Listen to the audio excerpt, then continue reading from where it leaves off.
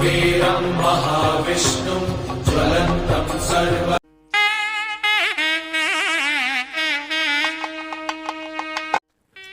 யாமறிந்த குடும்ப நண்பர்கள் அனைவருக்கும் வணக்கம். வஜ்ரநகாய வித்மகே தீசதனுஷ்டாய தீமகி தன்னோ நரசிம்ம பிரசோதியாகாது. இப்போ பாத்தீங்கன்னா இனிமேல் 27 நட்சத்திரத்துக்கான பொது பலன் இப்ப நம்ம பார்க்க போறது. அதுல முதல் நட்சத்திரமான அஸ்வினி நட்சத்திரம். அஸ்வினி நட்சத்திரத்துல பிறந்தவங்களோட பலனை நம்ம பார்ப்போம். அஸ்வினி அப்படின்றது நட்சத்திரம் பாத்தீங்கன்னா அஸ்வினி நட்சத்திரத்தில் பிறந்தவர்கள் வாழ்வில் அனைத்து நன்மைகளையும் அதிர்ஷ்டங்களையும் பெற வழிபட வேண்டிய முதன்மை கடவுள் அஸ்வினி தேவர்கள், தேவ வைத்தியர்கள் மற்றும் விநாயகர் ஆவார். அதாவது இந்த தேவ வைத்தியர்கள் அஸ்வினி தேவர்கள் அதுக்கு பதில் நீங்க விநாயகரை வழிபடுறது அவ்வளோ விசேஷம். அஸ்வினி நட்சத்திரத்துல பிறந்தவங்க அனுதினமும் விநாயகரை வழிபட்டுட்டு அவங்களோட அந்த டே இன்னைக்கு ஸ்டார்ட் பண்ற அந்த டேவை விநாயகர் வழிபட்டதுக்கு அப்புறம் அந்த டேவை அவங்க ஸ்டார்ட் பண்ணாங்கன்னா அஸ்வினி நட்சத்திரத்துக்காரங்க அந்த டே அவங்களுக்கு செம்மையா இருக்கும், சூப்பரா இருக்கும். அவங்களுக்கு அந்த டேவே ஒரு எப்படி சொல்றது, ஒரு வெற்றி நாளா இருக்கும் அஸ்வினி நட்சத்திரக்காரருக்கு. அதே போல இவங்க என்னென்ன செய்யணும் அப்படின்னு பார்க்கலாம். ஏன்னா இந்த நட்சத்திரத்தோட அதிபதி யாரு அப்படின்னு பாத்தீங்கன்னா கேது பகவான். கேது பகவான் ஞானகாரகன் அப்படின்னுவாங்க. சோ ஞானத்தை வழங்கக்கூடியவர் கேது பகவான். அந்த கேது பகவானால ஏற்படுற சில தடைகள் அதெல்லாம் நீக்கணும் அப்படின்னா விநாயகர் வழிபாடுதான் சிறந்தது. அதே போல இந்த நட்சத்திரத்துல பிறந்தவங்க சரஸ்வதி தேவியை வழிபடுவது மிகவும் நல்லது. இந்த நட்சத்திரத்துல இருக்கிறவங்களுக்கு சரஸ்வதி தேவியை கூத்தனூர் அப்படின்ற ஊர்ல கலைவாணி சரஸ்வதிக்கான கோயில் இருக்கு. அந்த ஏதாவது வருடத்துல ஒரு முறையாவது போயிட்டு சரஸ்வதி தேவியை வழிபட்டு வர்றது அவ்வளவு பலம் அவங்களுக்கு. அதே போல பாத்தீங்கன்னா செய்ய வேண்டிய வழிபாடுகள் அப்படின்னு நான் சொல்லிடுறேன். தினமும் காலை அல்லது செவ்வாய்க்கிழமைகளில் குலதெய்வ வழிபாடு நலம் தரும். என்னை பொறுத்தவரைக்கும் இந்த செவ்வாய்க்கிழமையை விட்டுட்டு டெய்லியே காலையில எழுந்தவனே நம்ம குளிச்சுட்டு ஆபீஸ் கிளம்புறதுக்கு முன்னாடி ஒரு ஸ்கூல் கிளம்புறதுக்கு முன்னாடி குலதெய்வத்துக்கு நம்ம கையால ஒரு விளக்கேற்றிட்டு ஒரு வழிபாடு பண்ணிட்டு போனீங்கன்னா அவ்வளோ நல்லது. உங்களுக்கு அதோட பெரிய பிளஸ் வேற எதுவுமே இருக்காது. அதே போல அருகில் உள்ள சிவஸ்தலத்தில் போயிட்டு சிவ வழிபாடு செஞ்சுட்டு வர்றது நல்லது. அதே போல விநாயகரை நீங்க அனுதினமும் சிவஸ்தலத்துல சிவனை வழிபடுறது நீங்க எப்போ வேணாலும் படலாம்.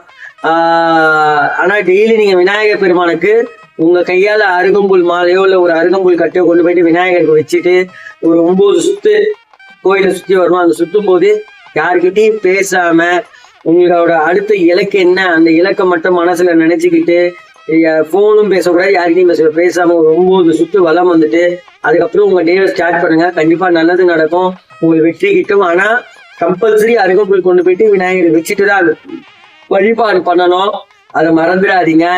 அதே போல உங்க நட்சத்திரத்துக்கு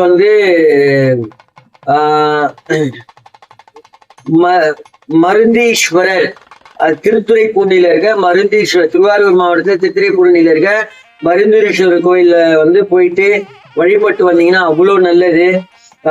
நட்சத்திரக்காரர்கள் முதன்மை பரிகார ஸ்தலமாக இங்கு உள்ள மூலவரை வழிபட நீண்ட கால நோய்கள் தீரும் மற்றும் ஆயுள் பலம் பெருகும். அஸ்வினி நட்சத்திரத்துல இருக்கவங்க இந்த கோயில்ல மருந்தீஸ்வரர் கோயில்ல போயிட்டு உங்களால முடிஞ்ச டைம்ல வழிபட்டுட்டு வந்தீங்கன்னா, வருடத்துக்கு ஒரு முறையாவது போய் வழிபட்டு வந்தீங்கன்னா உங்களுக்கு ஏற்பட்டிருக்க உடல் உபாதைகள் மன சஞ்சலங்கள் எல்லாம் நீங்கி சூப்பரா இருக்கும். அதே போல நீலகண்டேஸ்வரர் கோயில் கிருகம்பாக்கம், கேது பகவான் காளிங்க ரத்தின கண்ணன் வடிவில் 2 பாம்புகளுக்கு நடுவே அருள் பாவிக்கிறார். இந்த கோவிலில் யமகண்ட வேளையில் செய்யப்படும் பூஜைகளில் கேது தோஷத்தை போக்க மிகவும் விசேஷமானது. இதுல உங்களுக்கு ஏதாவது கேது தோஷம் இருக்கு உங்க ஜாதகப்படின்னு யாராவது சொன்னாங்கன்னா இந்த கிருகம்பாக்கத்துல இருக்கிற கேது ஸ்தலம், அதாவது நீலகண்டேஸ்வரர்ன்ற கோவில் ஸ்தலம் தான். அந்த கோவில்ல போயிட்டு யமகண்டத்துல அங்க விசேஷ பூஜை நடக்குது. அந்த பூஜையில போய் கலந்துக்கோங்க. கண்டிப்பா உங்களுக்கு கேதுனால என்ன தோஷம் ஏற்பட்டிருக்கோ அந்த தோஷம் நீங்கி உங்களுக்கு வெற்றி கிட்டும். அதே போல கேது பகவானின் பரிகார ஸ்தலங்களில் நாகநாத சுவாமி, இது கீழ்பெரும்பள்ளம் அப்படின்ற நாகை மாவட்டத்துல உள்ளது. இந்த தலத்துல வந்து பாத்தீங்கன்னா கேது பகவானுக்கு தனி சன்னிதானமே இருக்கும். இந்த தனி சன்னிதானத்துல இந்த ராகு கேது தோஷம் உள்ளவர்கள் இங்கு பரிகாரம் செய்வது வழக்கம். ராகு கேது தோஷம் இங்க போய் பரிகாரம் செஞ்சீங்கன்னா அவ்வளவு விசேஷம். அதே போல வந்து வாஞ்சிநாதர், அதாவது ஸ்ரீவாஞ்சியம்ல இருக்க வாஞ்சிநாதர், திருவாரூர் அருகில் உள்ள வாஞ்சிநாதம், இந்த ஸ்தலத்துல வந்து பாத்தீங்கன்னா யமதர்மனுக்கு தனி சன்னதி இருக்கு. இங்க ராகு கேது தோஷம் நீங்க மற்றும் ஆன்மீக முன்னேற்றத்துக்கு, நான் வந்து ஆன்மீக பாதைக்கு போடுறவங்க நினைக்கிறவங்களுக்கு, இந்த நட்சத்திரத்துல போடுறவங்க இங்க போயிட்டு அங்க என்ன பரிகாரமோ அந்த பரிகாரம் செஞ்சுட்டு வந்தீங்கன்னா அவ்வளவு நல்லா இருக்கும். அதே போல வந்து உங்களுக்கு டெய்லி வந்து நீங்க விநாயகர் சுத்துறீங்க, கரெக்ட். அதே போல வந்து வேப்ப மரம், எந்த கோவில வேப்ப மரம் இருக்கோ வேப்ப மரத்தடியில விநாயகர் தான், அந்த விநாயகருக்கு ஒரு அருகம்புல்ல வச்சுட்டு அந்த வேப்ப மரத்தை 9 சுத்துங்க. விநாயகர் சுத்தின மாதிரி ஆச்சு, வேப்ப மரத்தையும் சுத்தின மாதிரி ஆச்சு. அந்த மாதிரி நீங்க டெய்லி செஞ்சுட்டு வாங்க.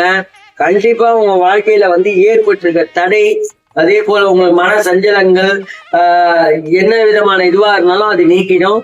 பட் நம்மளுக்கு அஸ்வினி நட்சத்திரத்துல பிறந்தவங்களுக்கு கொஞ்சம் உடல் உபாதை அந்த மாதிரி இருக்குன்னா, நான் சொன்னேன் அந்த சிவஸ்தலத்துக்கு போயிட்டு இதை செஞ்சு வழிபட்டுட்டு வாங்க. கண்டிப்பா வந்து மருந்தீஸ்வரர் கோயில் போயிட்டு வழிபட்டுவாங்க. கண்டிப்பா உங்களுக்கு நல்லது நடக்கும். உங்க வாழ்க்கையில வந்து அந்த வியாதி நீங்கி நீங்க அடுத்த கட்டை போறதுக்கான ஒரு பலன் கிடைக்கும். அதே போல வருடத்துக்கு ஒரு முறையாவது கூத்தனூர்ல போயிட்டு சரஸ்வதி தேவி, கலைவாணியோட சரஸ்வதி தேவி ஆலயம் அங்க இருக்கு. அங்க சென்று வழிபட்டு வர்றது ஞானத்துக்கான ஒரு இது கிடைக்கும். நம்மளுக்கு அடுத்த ஒரு லெவல் கிடைக்கக்கூடிய ஒரு விஷயம். சென்னையில இருக்க கிருகம்பாக்கத்துல வந்து கேது பகவானுக்கு ஒரு கோயில் இருக்கு, அதுதான் நீலகண்டேஸ்வரர் கோயில். தயவு செஞ்சு அங்கேயும் போய் வழிபட்டுட்டு வாங்க. யமகண்ட வேலையில அங்க கேது தோஷம் ஏதாவது உங்க ஜாதகத்துல இருக்குன்னா அந்த கோயில போய் வழிபட்டுவாங்க. யமகண்ட நேரத்துல கண்டிப்பா அங்க நல்லதே நடக்கும். சோ இந்த சொன்ன இந்த இது எல்லாமே பண்ணிடுவாங்க. அஸ்வினி நட்சத்திரக்காரர்கள் பண்ணிடுவாங்க. கண்டிப்பா உங்களுக்கு எல்லாமே நல்லதாவே நடக்கும். அதே போல எல்லாருக்கும் ஒரு சின்ன ரிக்வெஸ்ட், தயவு செஞ்சு வீடியோ பாக்குற எல்லாருமே இந்த வீடியோ வந்து லைக் பண்ணுங்க, கீழே கமெண்ட் கொடுங்க. அதே போல சப்ஸ்கிரைப் பண்ணாம நிறைய பேர் பாக்குறீங்க, கொஞ்சம் சப்ஸ்கிரைப் பண்ணி பாருங்க. நிறைய பேர் இந்த வீடியோ ஷேர் பண்ணாம இருக்கீங்க, நிறைய பேருக்கு வீடியோ ஷேர் பண்ணுங்க. இந்த மாதிரி இப்ப அஸ்வினி நட்சத்திரம் சொன்ன மாதிரி அடுத்து இருக்க 26 நட்சத்திரத்துக்கும் பொதுவான இந்த பலன், யார் யார் எந்தெந்த நட்சத்திரக்காக என்னென்ன வழிபடலாம், அவங்க வாழ்க்கையில ஏற்பட்டிருக்க தடை நீங்க என்னென்ன செய்யலாம் அப்படின்னு தெரிஞ்சுக்கணும்னு ஆசைப்பட்டீங்கன்னா இதை செஞ்சு கீழே கமெண்ட்ல சொல்லுங்க. கண்டிப்பா இதுக்கப்புறம் ஒரு பதிவா நீங்க சொல்ல நான் போட்டுன்னு வருவேன். அதே போல கனவுகளின் பலனை பத்தி யாருக்காவது தெரியணும்னா சொல்லுங்கன்னு சொல்லியிருந்தேன். அதுக்கு இது வரைக்கும் யாரும் சரியா கமெண்ட் பண்ணல. உங்களுக்கு கனவுகளை பத்தி, உங்க கனவுல வர ஒவ்வொரு கனவுக்கான பலன் தனித்தனியா இருக்கு. அந்த பலனை பத்தி ஒரு வீடியோ எடுக்கணும்னா கண்டிப்பா ஒரு 1.5-2 மணி நேரத்துக்கு மேல அது ஒரு பெரிய வீடியோ. ஆனா நான் அதை வந்து சின்னதா கட் பண்ணி ஒவ்வொரு கனவுக்கும் தனித்தனி வீடியோவா போடுறேன். கனவுல வந்தா என்ன, அப்சரஸ் அதாவது இந்திரலோக தேவதைகள் வந்து கனவுல வந்தா என்ன ஆகும், இல்ல நம்ம இறந்த முன்னோர்கள் கனவுல வந்தா என்ன, அந்த மாதிரி நீங்க ஒரு கோயில் உங்க கனவுல கண்டா என்ன, இல்ல உங்க கனவுல பாம்பு வந்தா என்ன பலன், இந்த மாதிரி எல்லா பலனையும் வந்து ஒவ்வொரு வீடியோவா நான் போடுறேன். நீங்க விருப்பப்பட்டு நீங்க கமெண்ட் பண்ணீங்கன்னா கண்டிப்பா கனவுகளின் பலன்களை பத்தி நீங்க தெரிஞ்சுக்கணும்னு விருப்பப்பட்டீங்கன்னா தயவு செஞ்சு கீழே கமெண்ட் பண்ணுங்க, நான் கண்டிப்பா போடுறேன். நன்றி, வணக்கம் மற்றும் ஒரு நற்பதிவில் சந்திப்போம்.